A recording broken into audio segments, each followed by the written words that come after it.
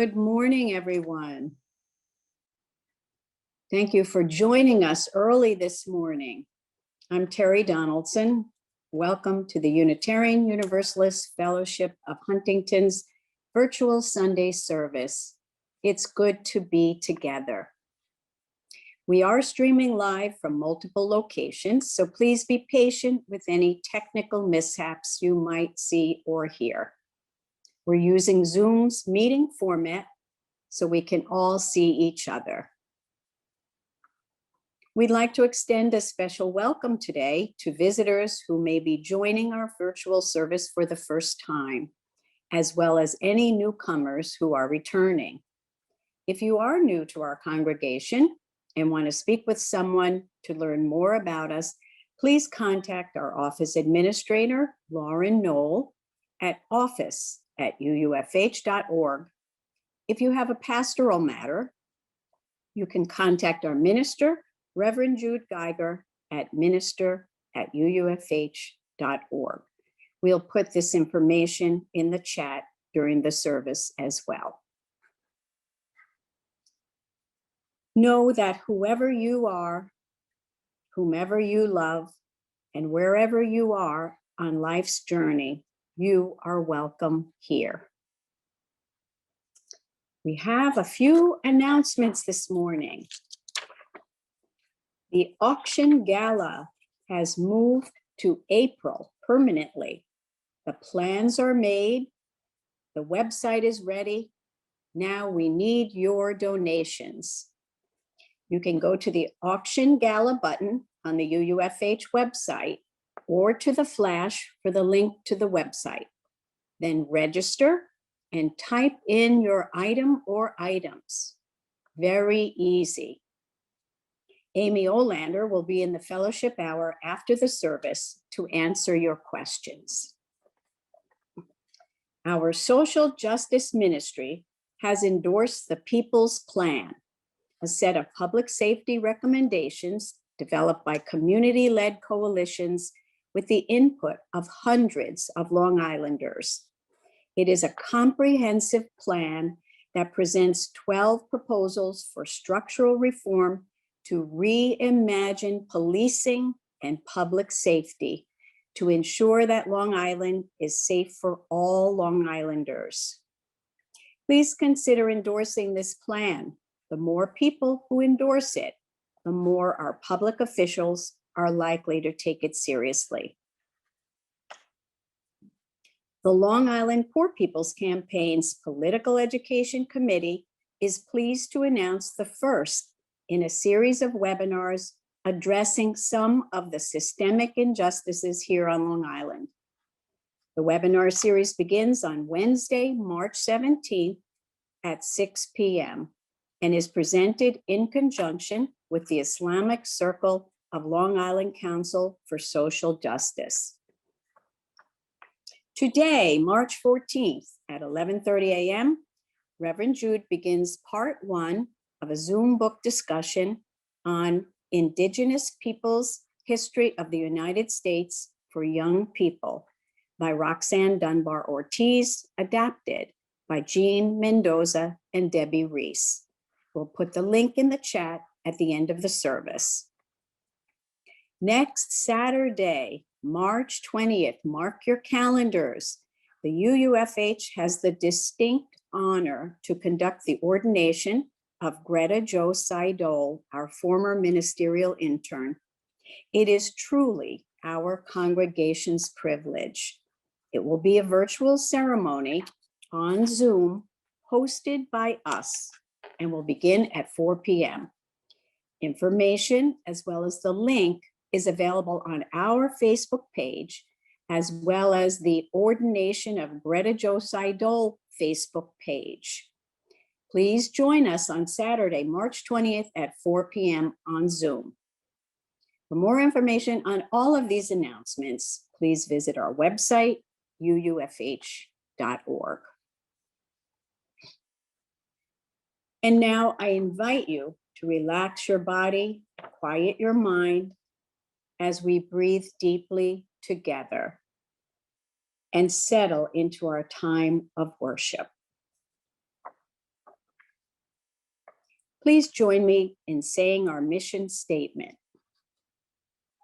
In religious community, we nurture our individual spirits through caring for one another and helping to heal the world. And now join me in singing our affirmation, Common Ground.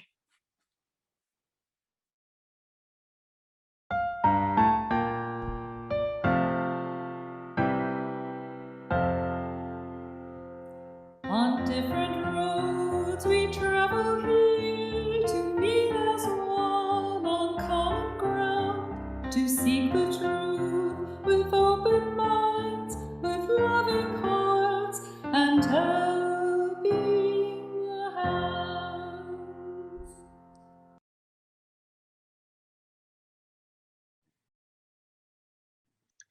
Good morning, everyone. Happy daylight savings time. Congratulations. You are the ones that are here today. You passed that test. I imagine we'll have an influx of guests for the benediction as well. Our chalice lighting words this morning are from the Reverend Ian Rydell. Come, come, whoever you are. Do you hear that voice calling you, calling us? That voice which calls us together here today in this place made holy by our presence and by the sacred breath we share in our singing and speaking and silence. That voice which calls us to remember that we are not alone and that we are inextricably linked to all other life, woven into a vast tapestry of existence of which we are a powerful, integral, and holy part. And just as we have been called together here today, we act as the voice, the heart, the hands of another call. The call to walk with the wanderers, sing and dance with the worshipers, proclaim the memory of those who have taken their leave, wrap the despairing and the broken in the arms of love and community, and hold the hands of all of us who have broken our vows and call us back again and again to the covenant and work of justice, humility, and steadfast faithfulness. For this, we are here together today. So my friends, come yet again, come. Come, let us worship together.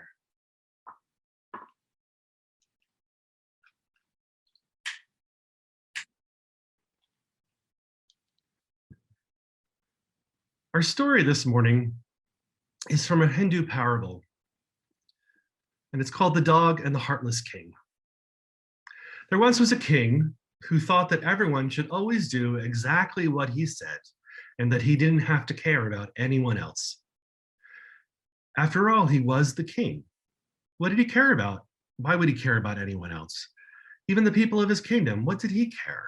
They existed only to serve his needs, or so he thought.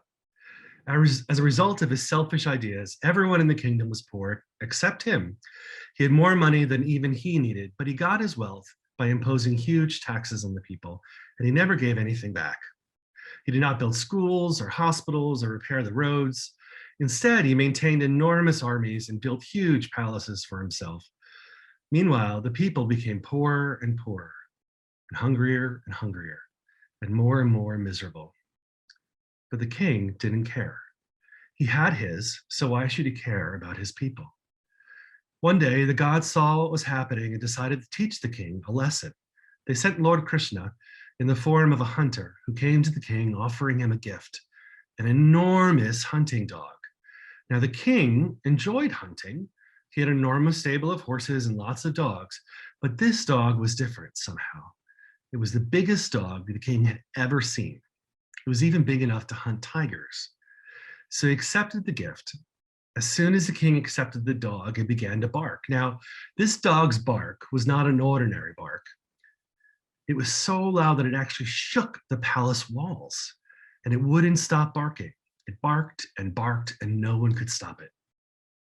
"What's wrong with your dog?" the king shouted to the hunter. "He's not my dog, he's your dog now," the hunter shouted back, "and he's hungry." "No problem," shouted the king, and he ordered the servants to bring as much food as the dog could eat. But no matter how much food was brought, the dog gobbled it up and continued barking. As you can imagine, the king was not happy. "Take your dog back and leave this kingdom immediately," the king ordered. "I can't. He's not my dog," the hunter replied. "Besides, I've been sent here by those who are greater and far more powerful than you. You're stuck with it." The king started to be frightened. What can I give the dog to satisfy him? Only one thing will satisfy this dog, said the hunter. So long as its enemies are loose in the kingdom, it will be hungry and will keep barking. No problem, said the king. Who are his enemies? His enemies are those who keep the people of his kingdom hungry.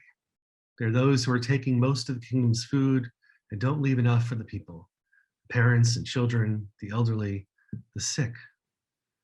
They are those who take all the people's money and do nothing with it. The children cannot learn in school, for there are no schools. The sick simply die in the streets because there are no hospitals. And all the while, these greedy people simply get richer and richer, while the people get poorer and poorer. As long as this keeps up, the dog will continue to bark. Get used to it. The king was terrified at this because he knew that the hunter was talking about him. It had never occurred to him that he was doing anything wrong. How could he be doing anything that would displease the gods? He was the king. He called in all of his advisors and counselors and asked them what could be done. They tried to think of something, but because of the racket from the dog's barking, they couldn't think. They told the king that the only thing to be done was to feed the people, build the schools and hospitals, and repair the roads. Well, by now, the king had realized that since this was no ordinary dog, this could be no ordinary hunter. It must be Lord Krishna, and that convinced him. He ordered his servants to open his barns and warehouses and granaries and to go through the kingdom feeding the hungry. He opened his treasuries and used the gold to build schools and hospitals and roads, and he sent his own advisors out into the kingdom to teach and heal the people. This took a lot of time, and all that time the dog continued to bark. But at last the day came when the people were no longer hungry and every village had a school and a hospital. And when that day came, the dog stopped barking and lay down quietly at the king's feet. Everyone was happy and at peace with themselves and with their neighbors, and the king had learned his lesson. Now, this story is an ancient story, but it is so very easy to see how relevant it is to today. Where is the dog barking? How are the sick cared for? How are our kids cared for? And where does the money and the army stay? Keep this story in your head and your heart as we go through the service. It'll come up a couple more times.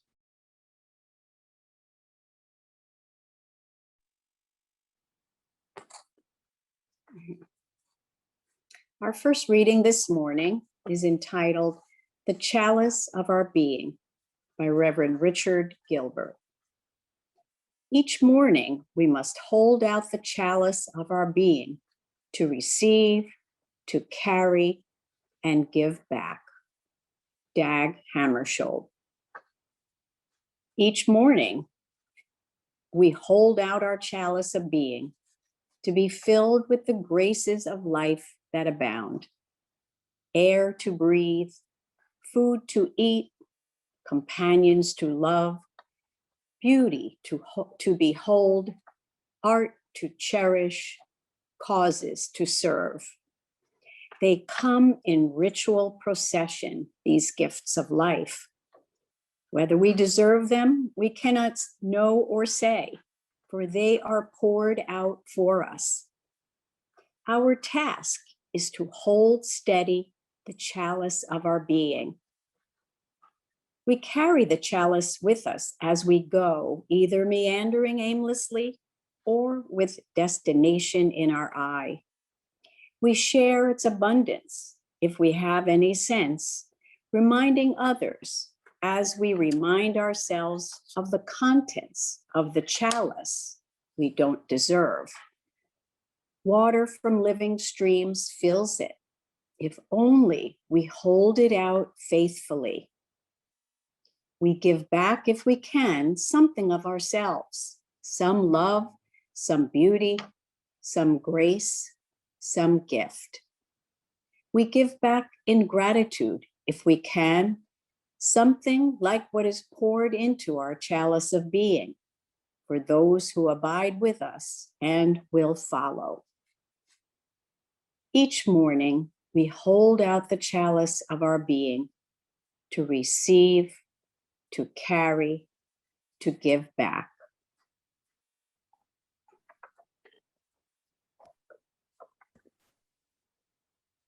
I invite us all to sing Spirit of Life with our virtual choir. Following the song, we'll enter into a time of silence and then prayer.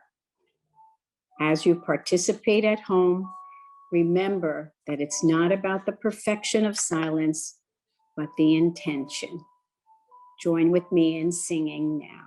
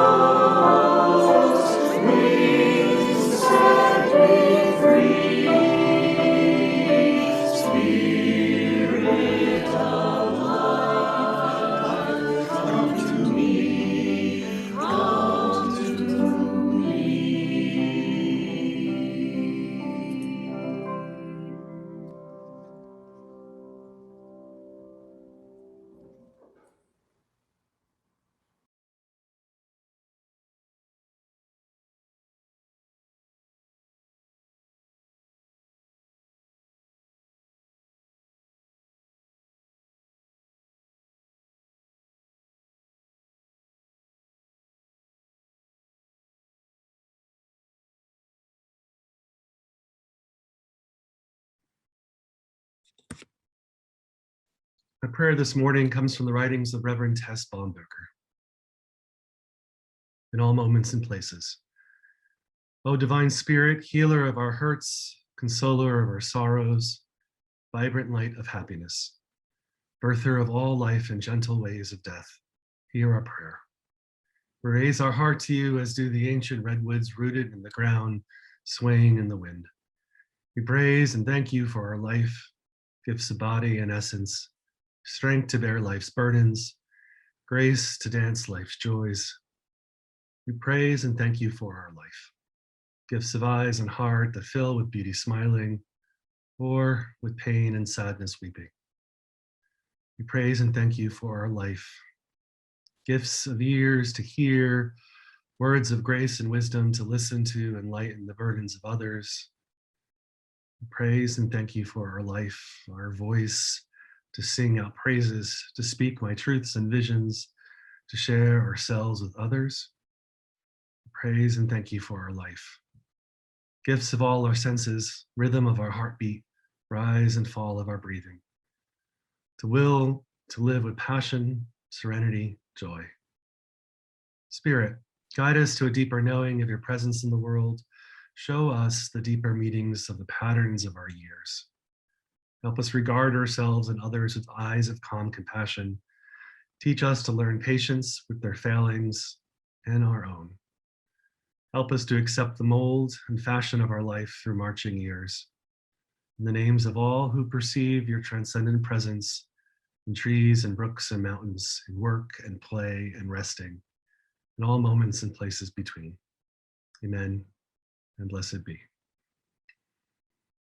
We now invite the gathering to lift up the names of those we wish to hold in all our hearts this hour.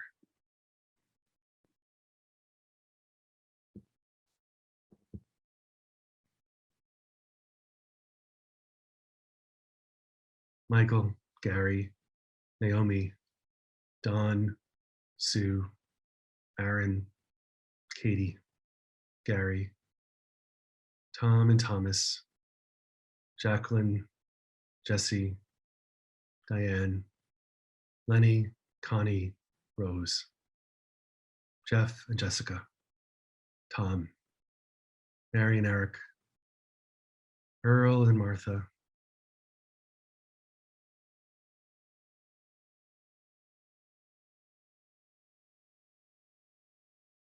Spencer and Aunt Annabelle, John,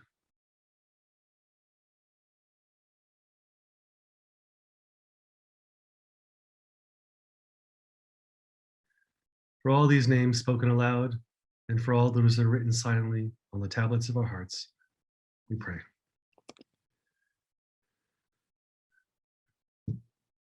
As I talk about this next portion, we will be honoring all the lives of those in this nation, in this world, that have been impacted by COVID.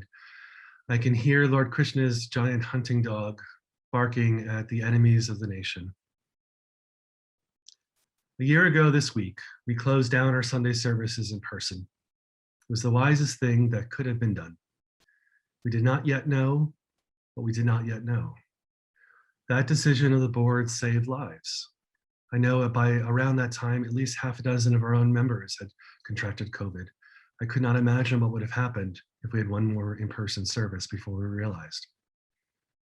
Right now, this time last year, I would be making the decision to evacuate from my Spanish language immersion in Mexico for my sabbatical, without being able to attain a mask, traveling through 3 airports to return home to the US epicenter of the pandemic, Queens. I'd be worrying if I was going to get sick and if I'd be bringing the virus home to my husband, who had already safely quarantined at that point for over 2 weeks. The clock would be reset for both of us by that decision, since our former administration threatened to close the southern border indefinitely. He would not, of course. There was money to be made in tourism. In contrast, my fellow European students studying with me would receive calls directly to their phones from their governments offering to send direct planes to them to safely evacuate them back home. As in our story this morning, the king has money for armies and wealth, but not healthcare for the people. What we were told for all of us would only be a 2-week stay on work, turned into 8 weeks, then would turn into fits and starts. It would only create more surges in the pandemic and take more lives. In Queens back then, masks and gloves would litter the streets. We would see that when we would walk our dog around the block and return into near total isolation for months. While ambulance sirens would blare every 30 minutes or sooner, all through the night, the right-wing media would gaslight our nation into thinking were but the common cold. Meanwhile, we were spraying down our groceries, all of us, and wiping down our counters because no one knew if it would matter or not. So we did it. We hold in our hearts all the frontline workers, all the teachers, the grocery store workers who never had the privilege of a quarantine, our trash collectors, our recycling collectors, and so on. All the students that have had to adapt to the most overwhelming trauma, and their parents who are having to adapt to that adaptation. We hold all that in our hearts. As of this morning, there have been 29.4 million known cases of COVID in the US alone, 120 million worldwide, and 525,000 dead from COVID specifically in the US alone. Though we know not how many more died from other maladies that otherwise would have lived if it were not also for having COVID. We pause now at this 1-year mark to honor all the dead and the survivors of this pandemic.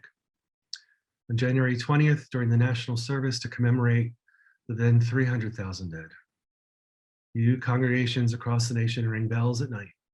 The Reverend Lee Allison Bagzula created this meditation for this commemoration. Please join with me now in 3 minutes of a listening meditation.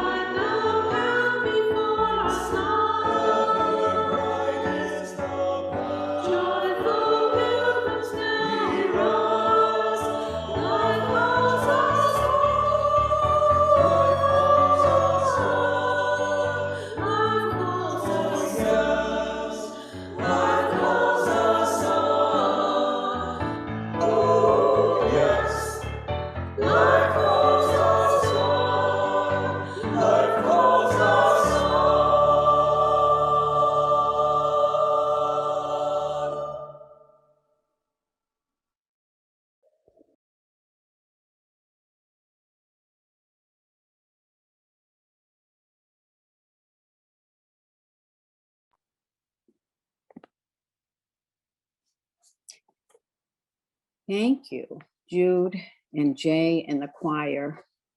That was very moving.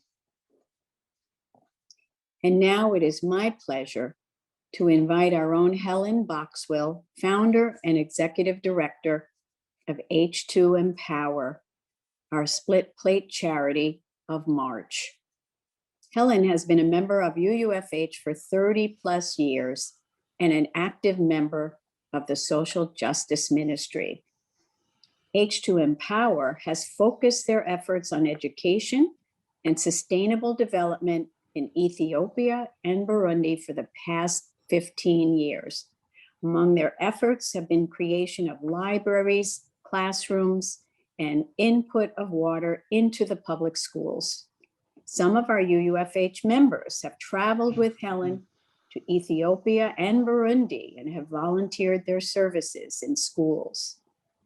And now Helen will share a few words about H2 Empower to inspire your giving. Good morning. First, I want to thank the fellowship for your constant support of H2 Empower and our work in Ethiopia and Burundi. You've helped us build a community library and computer center. You can see the children in a slide.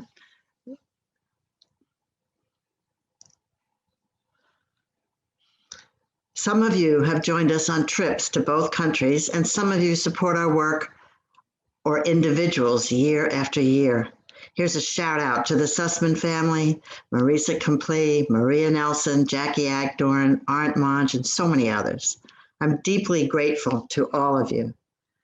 In Ethiopia, our projects come through the schools telling us what they need. Often it's water and sanitation. Worldwide, 2.1 billion people lack access to safe drinking water. 61 million people in Ethiopia. In rural areas, the children or women of a family walk up to 3 hours to find a water source, which is often contaminated.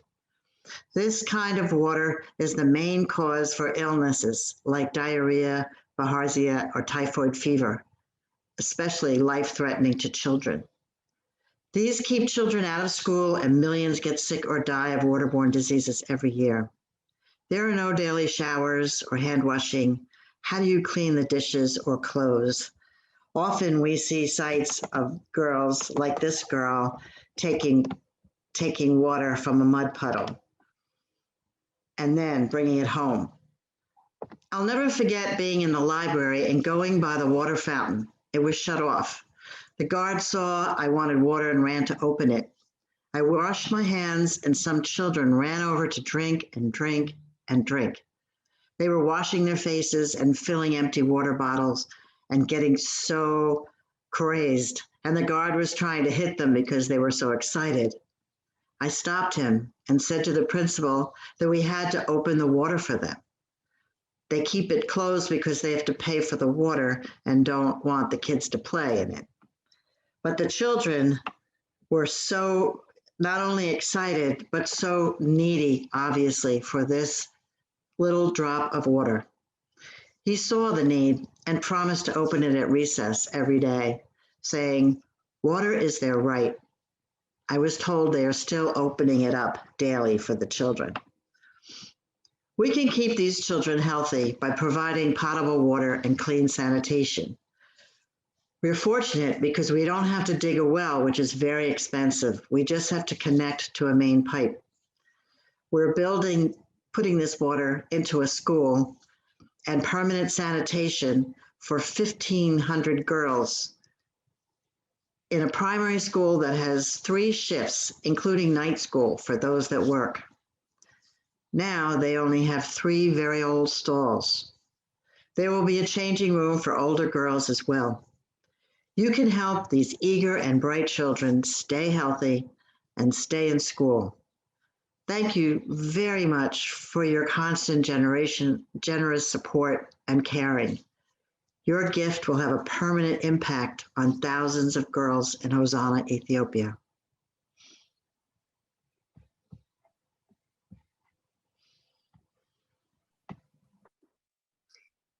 Thank you, Helen. You can send a check to the office or donate through our website as seen on the screen. You can also donate through the Give Plus Church app, which can be found on the App Store or Google Play. Please be as generous as you can.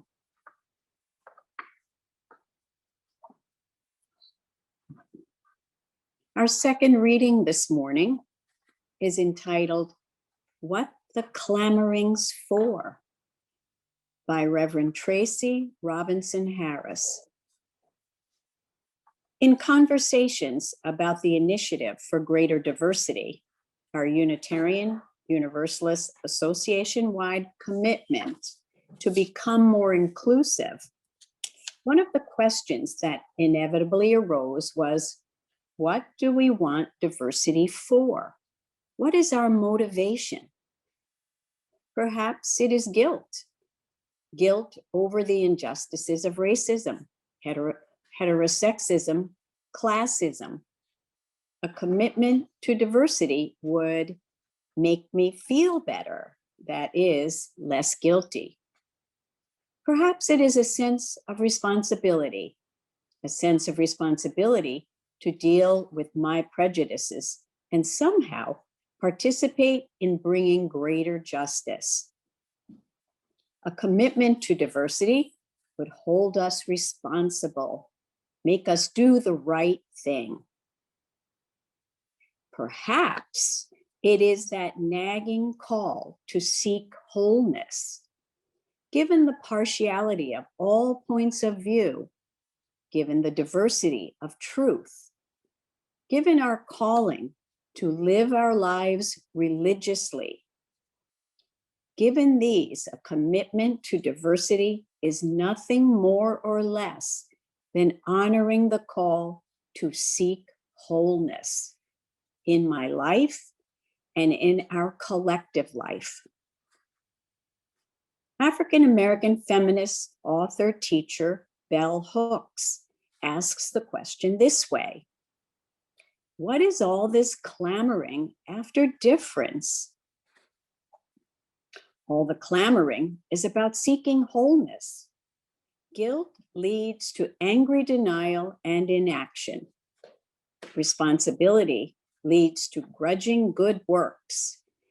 The call to seek wholeness has room for acknowledging feelings of guilt and anger and frustration, room for accepting appropriate responsibility, and plenty of room for moving toward personal and communal transformation.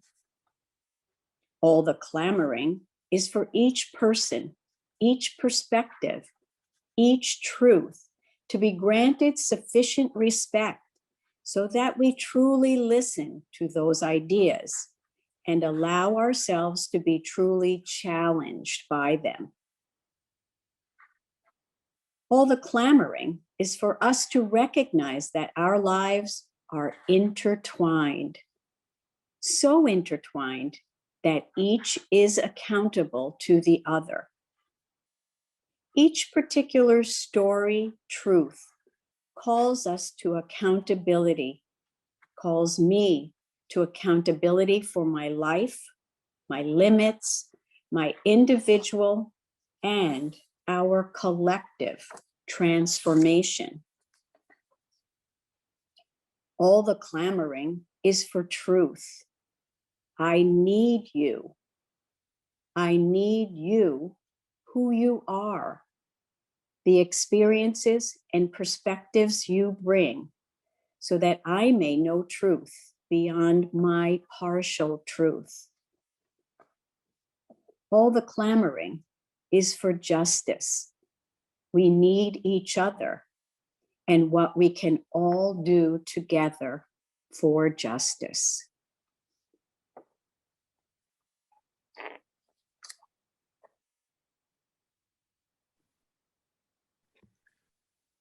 Thank you, Terry.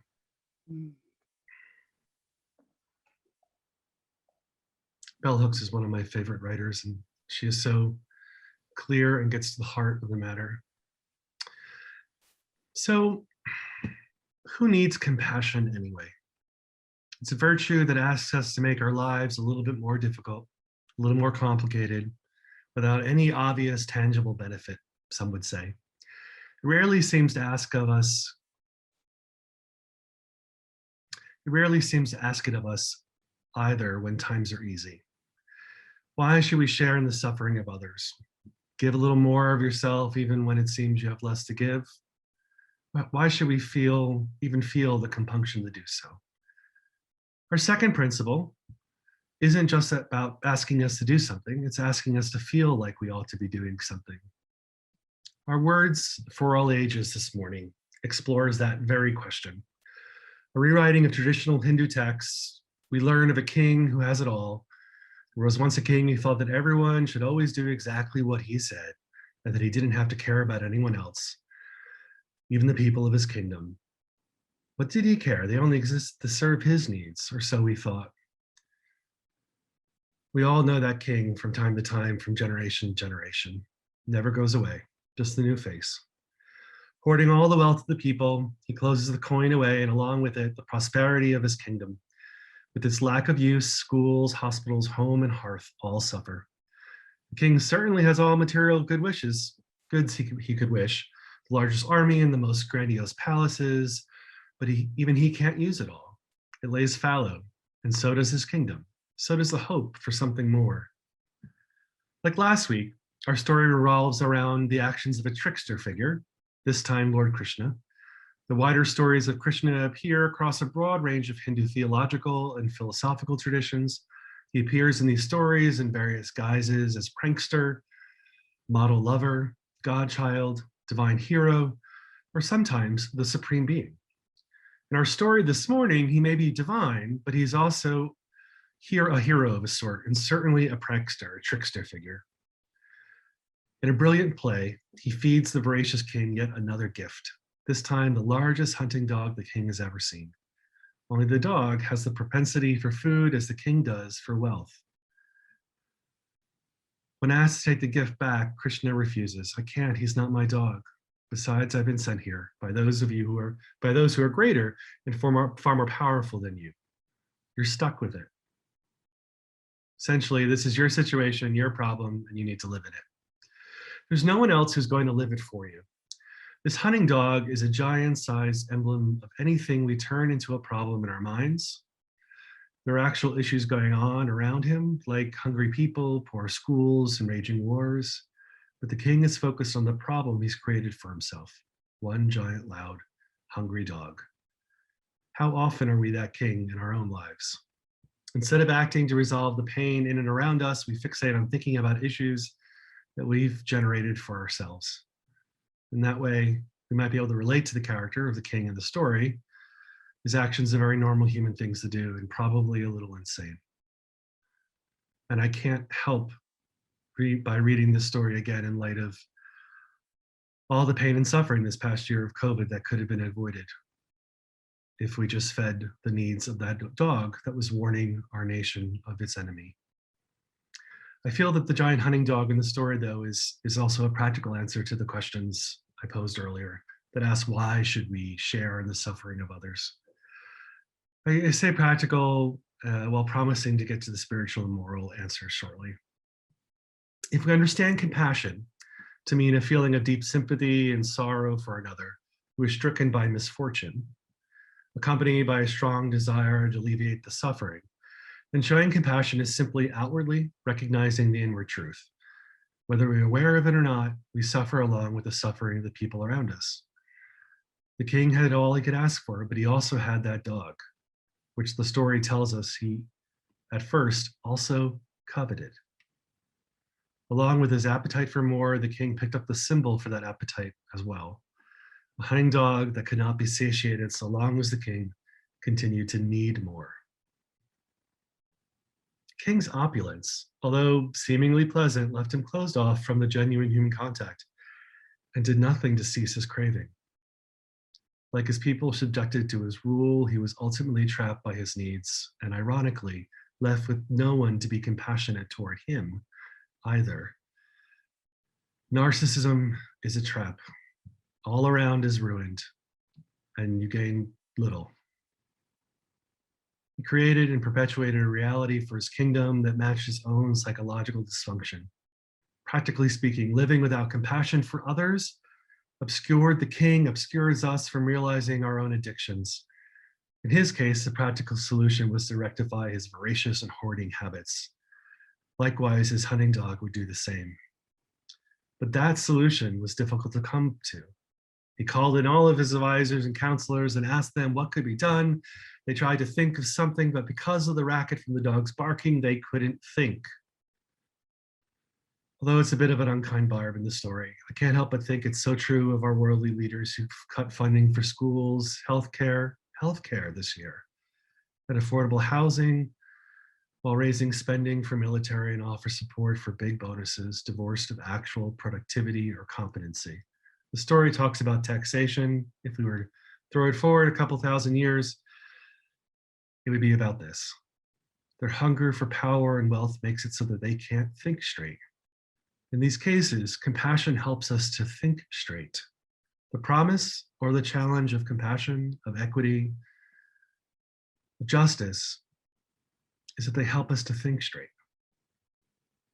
Practically, it helps us to see the world more clearly so that our actions reflect what is actually going on. That's the practical or utilitarian argument. Compassion bends us toward facing reality. To better see the moral arguments, we can take a look at the other aspects of our second principle. We covenant to affirm and promote justice, equity, and compassion in human relations. And some of us would say all relations. Our reading in this morning speaks about that clamoring. Why are we clamoring for justice? Why are we clamoring for equity? And Bell Hooks and Reverend Tracy Robinson Harris answers us by helping us to find wholeness. It's part of the writing of our eighth principle that we're discerning this year. But it's also about recognizing that our individual perspective, as Bell Hooks says, is a singular truth, a partial truth. And by making space through equity, through justice, through diversity, as in the last reading, we're not only finding wholeness, we're getting closer to a fuller truth. From our past examples, we already see how compassion reflects the reality of life. In our story this morning, equity is easily the outcome of compassion. The solution to the problem of the lack of compassion is equity, allowing folks their fair share. All may not have the same, and we're all born with different talents, but this story suggests that severely limiting access to basic human and social needs harms all, not just those so limited. The notion of affecting all relates morally to notions of justice, or what it often religiously understood as moral righteousness. A term, righteousness, has a lot of connotations, some of which in the modern era doesn't take well. It comes up often in English translations of the Hebrew scriptures. However, how we understand the term differs today than it did in biblical days. Another word, solidarity, would be more helpful to our modern sensibilities. Biblical righteousness, particularly in the texts that refer to right living, really refers to religious teachings that call for a deeper living into community. In the Hebrew scriptures, there's a series of stories among many other lessons and messages. They also teach us to be a people. Solidarity, righteousness or justice, are words that call us to consider ourselves in light of others. Righteousness is considering ourselves in light of others. They fashion us into more than a singular consciousness, but help us to recognize that we are part of something more. There's also a moral sense of responsibility in both our story and our second principle. Practically speaking, only the king could resolve the problem of the hunting dog. But the story tells us that Krishna was sent by those far more powerful than the king to deliver that dog. Whatever we see those forces as, the story tells us that something beyond the king has put this responsibility squarely on his shoulders to bear. Whether this be the demands of the gods, as in the story or tradition, or the implicit expectation of that breath of life that blows across us all, the onus is on the king. The onus is on us. Our second principle calls for the same thing.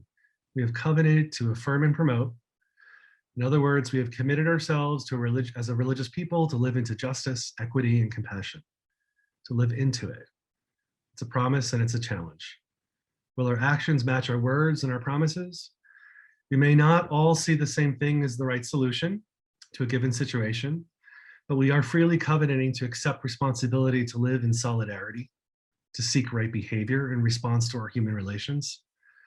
When the giant, loud, hungry dog, which is what we have all coveted all along, comes our way, we covenant to take on our fair share of the cleanup. It makes sense to do so as it relates to how the world works, and it matches our agreed upon commitments, even though it is often so very tough to do. Krishna's reference to those far greater and more powerful than the king hints at a spiritual component. The gods or the supreme being is likely what Krishna is referring to within Hindu tradition. It's also a marker for the reality that the world is not about only us. That's the fulcrum point to spiritual action. Even when it seems like what's happening in the world is all about us, it's not. We may be involved, but we're never in the spotlight, except only in our mind. And when our mind tells us that, it's a lie. So if opening up to the beyond me is the spiritual trajectory, what's the spiritual course of action for our next move? Our reading, our story this morning offers a spiritual argument as well. The resolution to the story of the dog and the heartless king is that when that day came, the dog stopped barking and lay down quietly at the king's feet. Everyone was happy and at peace with themselves and with their neighbors. I love it that the story tells us that everyone was happy and at peace with themselves first, then with their neighbors. So often we seek to remedy internal disquiet by projecting it out onto the world around us. In those fantasies, we need to fix others first, knowing that we can't really fix anyone else. We don't have the power to ever do so. Aren't we just delaying real change? We'll never get to changing our actions if we forever wait for our others to do so first. So maybe a little bit of showing compassion starts with showing compassion to ourselves first. So we talked a little bit about that last week. It's a progression from last week's sermon on our first principle, particularly in how it relates to self-worth. Compassion can be a remedy for a lack of self-worth. Again, if we ought to show it to our others, we ought to show it to ourselves. In fact, our story suggests that all the world's solutions originate from self-transformation. Dalai Lama has a quote that says, if you want others to be happy, practice compassion. If you want to be happy, practice compassion. For me, justice, equity, and compassion are expressions of love. My personal theology, as we come to a close of this service, is love-centered. That is to say, God-centered for me. I find the sacred in expressions of love, and those expressions lead me toward the divine. They help me to be more present. Christian theologian Carter Hayward, she writes that love is a choice, not simply or necessarily, love is a choice, not simply or necessarily a rational choice, but rather a willingness to be present to others without pretense or guile. Love is a conversion to humanity, a willingness to participate with others in the healing of a broken world and broken lives. Love is the choice to experience life as a member of the human family, a partner in the dance of life. She's got it right. Love, that which I would call the promise of justice, equity, and compassion, return us to being human. They situate us as a people. We're not widgets or cogs to further production. We're not inherently flawed or evil, and thereby destined to worsen the quality of life of those around us. And most importantly, we're not alone. Amen, and blessed be. We extinguish this chalice, but not the light of truth, the warmth of community, or the fire of commitment. These we carry in our hearts until we are together again. For those who see God, may God be with us. For those who embrace life, may life return our affections. For those who seek a right path, may a way be found and the courage to take it step by step. For this is the day we are given. Let us rejoice and be glad in it. Amen.